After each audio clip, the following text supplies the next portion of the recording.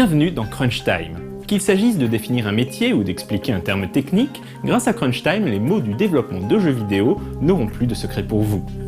Aujourd'hui, nous allons expliquer ce qu'est le scope d'un jeu.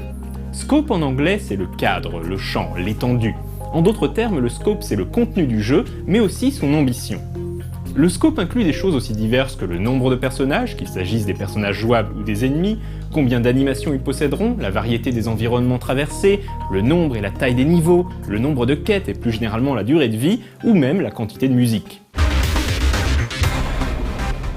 Évidemment, au moment de lancer un développement, on est toujours tenté d'en proposer toujours plus. Mais qui dit plus de personnages ou d'environnements, dit évidemment plus de graphistes et d'animateurs. Qui dit plus de niveaux, dit plus de level designers et ainsi de suite.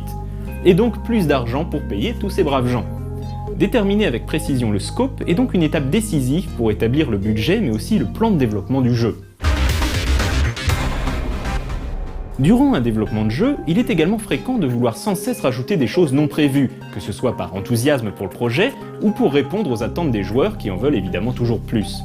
Mais cela peut conduire à ce que l'on appelle le scope creep, c'est-à-dire l'augmentation silencieuse du scope. En d'autres termes, le scope du jeu augmente, mais personne ne s'en rend vraiment compte.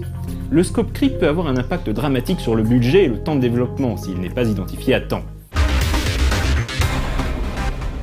Inutile de dire que l'estimation du scope est l'une des étapes les plus complexes d'une pré-production, que l'on confie souvent à des producteurs ou chefs de projet expérimentés ayant déjà plusieurs jeux à leur actif. Les développeurs manquant d'expérience n'ont pas forcément conscience du temps et des ressources que vont vraiment demander certaines fonctionnalités.